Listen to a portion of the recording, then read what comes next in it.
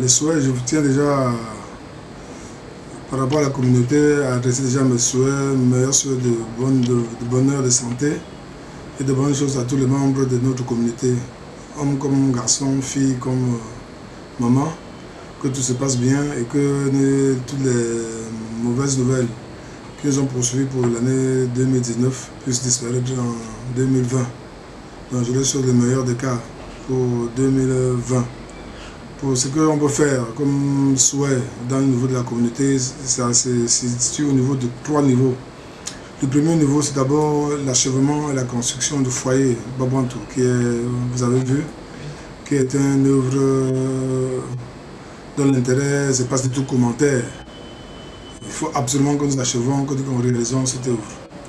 Le deuxième niveau consiste au niveau des efforts à faire pour assainir le milieu sur le plan financier. C'est vrai que beaucoup de choses ont été faites, parce que quand on prenait les rênes, c'était la catastrophe au niveau de notre communauté. Bon, maintenant, il faut continuer ce projet d'assainissement. Troisième et dernière chose particulière, c'est de mettre en place une structure qui consiste à financer les projets de développement de tous les membres de notre communauté. Ce projet a été mis en place, mais il faut absolument que nous puissions continuer de la développer davantage, de telle manière que si ton Babantou honnête, travailleur, il ne peut pas chômer. Ce qui se passe déjà au niveau de la MIBAD est un avant-goût. Donc, quand on va développer, n'est-ce pas, ce projet, nous aurons l'occasion, n'est-ce pas, de réaliser toutes les œuvres de tous nos frères et sœurs qui peuvent être à même de prendre des initiatives et de bien s'en sortir. Voilà en gros les 3 projets fondamentaux que nous caressons pour l'année 2020. Et on souhaite que tous ces 3 gros projets que vous avez mis sur pied puissent se réaliser, puisque la communauté Babantou dont nous sommes ne peut que se développer et ne peut vivre que dans ce bon sens. Vous êtes la personne la plus imminente, c'est-à-dire vous êtes la personne sur qui la communauté Babantou de Douala compte, c'est-à-dire cette épaule sur laquelle une maman, un papa, un enfant vient pleurer à chaque instant quand ils ont des problèmes. Je propose que du chef de la communauté Babantou que je représente, ou bien il n'y a pas de la magie à cela, hein. C'est-à-dire que c'est un poste qui consiste à recentrer, à coordonner toutes les activités de la communauté Babantou. Nous avons 42 regroupements en hommes et femmes dans tout le département de Vouri, qui sont constitués de différentes réunions, des différents quartiers du village et différents quartiers d'ici à Douala, qui font leurs activités réparties entre les hommes et les femmes, qui mettent en place quelque chose de commun. C'est-à-dire que c'est une sorte d'autonomie. Nous n'influençons pas sur leur calendrier de leur programme. Mais notre rôle consiste à mettre de l'ordre et à donner des directives, à insuffler des initiatives pour permettre la bonne marche, n'est-ce pas, des activités au sein de tous ces différents milieux. De deux, il est question également de créer des projets d'intégration des différents secteurs, des différents Babantou dans la ville, pour qu'ils puissent se connaître, pour qu'ils puissent collaborer. Donc ça fait qu'il est question d'initier des projets au niveau communautaire qui vont engendrer, n'est-ce pas, la présence de tous les membres de la communauté Babantou, qu'ils soient de Dorpassi, de Dakar, de Bonabéry, de Dedo, ou bien de n'importe où. Donc voilà un peu ce qui se passe. Et maintenant, non, troisièmement, il y a beaucoup de contentieux. Comme actuellement, vous avez vu au niveau de mon secrétariat, au moins 10 Babantou qui sont là, c'est pour des contentieux, ils viennent se plaindre. Parce que quitte des problèmes d'argent, quitte des problèmes de tontine, quitte des problèmes de prêts, des problèmes de succession dans leur famille. C'est ça que nous résolvons tous les jours. Et avoir la force que le Seigneur nous a donnée, on a réussi quand même à résoudre pas mal de moins 90% de ces problèmes. Nous allons un tout petit peu parler de la culture. La culture de Babantou, comme tout ailleurs, on va dire au Cameroun, est en délaissement. C'est-à-dire, plus les jours passent, plus cette culture a tendance à s'estomper. Que pouvez-vous dire ou bien que pouvez-vous penser de ça et comment on peut faire pour les rehausser?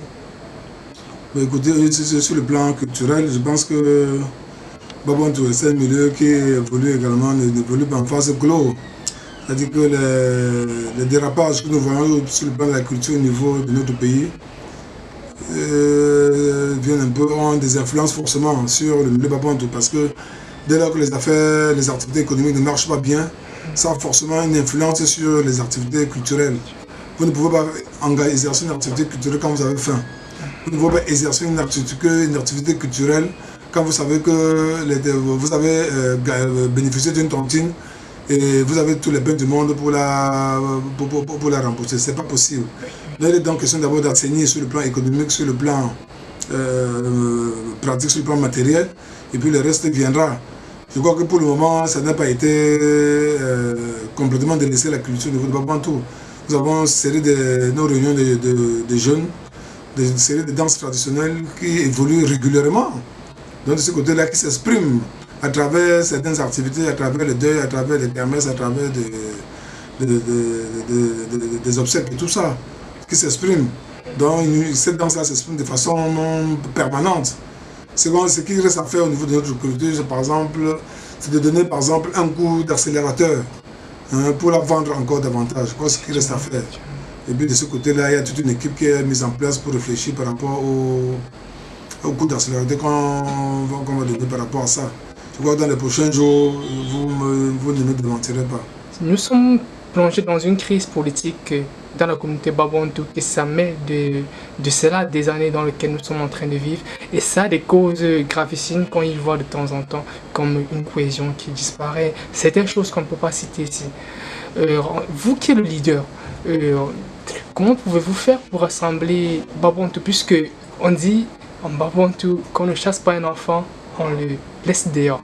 Pour rassembler toute la communauté Babantou au-dessus d'une table afin qu'ils regardent dans la même direction que vous êtes en train de guider. Non, écoutez, je crois que là, vous avancez un peu de mots qui sont un peu très forts là, parce que je ne crois plus qu'il y ait des crises au sein de la communauté Babantou de Douala. Vous pouvez vous renseigner, vous allez sur les 42 structures qui fonctionnent merveilleusement, parfaitement bien, que ce soit n'importe quelle réunion des hommes et des femmes. Bon, ce que vous parlez de crise, je peux vous le situer à deux niveaux. Dans un premier niveau, nous avons des frères et des sœurs qui sont mus par le développement de notre culture, de notre agglomération, de notre village. Ces gens-là, ils font des propositions positives pour construire. En débat, je peux vous dire que de ce côté-là, parfois, je suis mis en minorité. Et il y a des moments où j'épouse, n'est-ce pas, le point de vue de la majorité. Ça nous permet d'avancer. Là, c'est des gens comme des frères et des sœurs qu'on peut estimer qui sont dans une opposition constructive. Par conséquent, par contre, il y a un second degré de frères et sœurs qui sont pratiquement des saboteurs, des gens qui sont de mauvaise foi manifeste, qui sont systématiquement en train de critiquer. Moi, avec ces gens-là, je crois que le ridicule finalement ne les tue pas. Je peux même plus répondre à leur provocation parce qu'ils passent tout le temps à provoquer et à insulter des gens, à insulter tout, à critiquer tout. Avec ces gens de bonhommes-là, on peut dire que le chien aboie et la caravane passe. Je les ignore tout simplement. Malgré tout ce qu'ils ont fait pour saboter la marche de la communauté marche à merveille. Nous avons commencé le développement du foyer, ils ont cherché à saboter ça, là, ça n'a pas marché. Nous avons mis en place la MIBAT, ils ont cherché à saboter la MIBAT.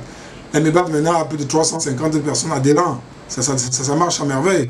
Donc de ce côté-là, vraiment, je n'ai plus le temps pour dire que je vais chercher la brebis qui est perdue. C'est terminé, là, c'est dépassé. C'est dépassé. Ceux qui sont à même de construire la communauté Babantou pour venir avec des idées novatrices, on les embrasse avec le Fenkak et le Ndendap. Et on avance pour le marche de la communauté. Par contre, les gens qui ont des esprits aigris, qui sont là à critiquer systématiquement, je n'ai pas de temps pas vraiment pour me consacrer à ce genre de remontrance. Vraiment, en avance. Le chien à bois, comme j'ai dit, et la caravane de chiens à bois, la caravane passe. Hein.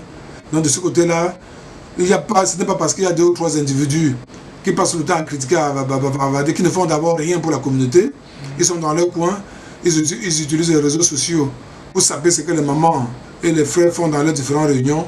Vous ne pouvez pas dire qu'à cause de ces 2 ou 3 individus que la communauté ne marche pas ou bien qu'il y a une crise. Il n'y a aucune crise. Moi je pense que la communauté marche parfaitement. Bien évidemment, c'est une affaire d'hommes. Et lorsqu'il y a 2 ou 3 hommes ou 3 femmes qui se réunissent, il est évident qu'il y a souvent de temps en temps des gorges chaudes, que des élévations de voix. C'est pas pour ça qu'on peut dire qu'il y a une crise, non. Moi je pense que de ce côté, il n'y a aucune crise qui est visible au sein de la communauté. Il y a des attentes, certes, mais on ne peut pas dire qu'il s'agit d'une crise, à mon sens. Ils vont continuer à claironner à saboter, mais c'est leur rôle. On les a mis dans ce sens-là. Et nous avons passé pendant pratiquement 3 ans pour chercher à les intégrer dans la communauté. S'ils ne veulent pas s'exclure, s'ils veulent s'exclure, ils s'excluent d'eux-mêmes. On a tellement à faire que vraiment on n'a plus le temps de s'occuper de ce genre de choses. C'est un épiphénomène, comme vous voulez. Voilà. Faisons un tout petit peu cette fois-ci du côté de la jeunesse. Nous savons que la jeunesse est le fer de lance de la nation. Alors, cette jeunesse qui aimerait être mieux entendue, puisque le lendemain ou bien le demain les appartient, en fait, c'est eux qui doivent construire Babantou demain. Aujourd'hui, ils se sentent un peu légèrement délaissés. Avez-vous un tout petit peu un mot à leur endroit? Je pense que si ils ne peuvent s'en prendre qu'à eux-mêmes, hein. Vous ne pouvez pas être en même de chercher un dynamisme et vous vous abandonnez de votre côté pour vous plaindre comme ça. Je ne pense pas. La jeunesse, notre jeunesse est structurée, elle est bien organisée. Elle fonctionne à travers une structure qu'on appelle l'AEB. Et pour montrer jusqu'à quel degré la jeunesse nous intéresse, nous avons au niveau du Conseil supérieur, qui est le gouvernement qui manage toute la communauté Babantou à Douala, nous avons introduit 2 jeunes qui font partie du Conseil supérieur, qui font partie du gouvernement Babantou. C'est pour vous dire que la place importante que nous avons réservée à la jeunesse, bon, ils exercent pas mal d'activités, et à toutes leurs prestations, à toutes leurs désidérations, nous tendons toujours la main. Nous leur venons toujours en aide, nous leur venons systématiquement en aide, matériellement, psychologiquement, moralement, intellectuellement et tout. Bon, maintenant, s'il y a une part de jeunesse qui ne veut pas s'intégrer, il faut qu'ils essaient de prendre des dispositions pour rencontrer leurs frères et sœurs et voir comment ils peuvent travailler ensemble. Sinon, que chaque fois quand on est sollicité, on réagit systématiquement et de façon positive. Vous pouvez leur demander. Bon, je crois que de ce côté-là, il y a quand même un effort à faire pour que cette jeunesse puisse être un peu dynamique, qu'elle puisse se réveiller. Il faudra quand même qu'on essaye de les réveiller, ils sont un peu endormis. Et de ce côté-là, ça va être l'un des éléments qui ne vont pas manquer, n'est-ce pas, d'attirer notre attention au courant des années qui viennent, au courant des années qui commencent. Nous avons terminé cet entretien par le souhait particulier des personnes, des réunions ou des entreprises que vous aimeriez les adresser, vos vœux les plus profonds. Bon, écoutez, vous, en termes de vœux, je ne peux que réintégrer ce que j'ai dit à l'entame de notre conversation. D'abord, dans le cadre de la communauté Babantou que nous dirigeons, nous voulons adresser le vœu que tous nos frères et sœurs Babantou puissent être jouis d'une bonne santé de fer. Parce que vous avez beau faire n'importe quoi, si vous n'êtes pas en santé, rien ne peut marcher. Deuxièmement, que cette santé se poursuit jusqu'à nos frères et aux chefs du village, à Sa Majesté Kale Mongo Pierre, parce que s'il n'est pas en santé, il ne peut pas bien gérer notre communauté. Dans tous nos frères et sœurs, soient de bonne santé. Deuxièmement, que nous sommes dans un milieu Babantou, un milieu économique. Donc par essence, c'est les affaires. Tout le vœu, c'est que les affaires de nos frères et sœurs puissent marcher.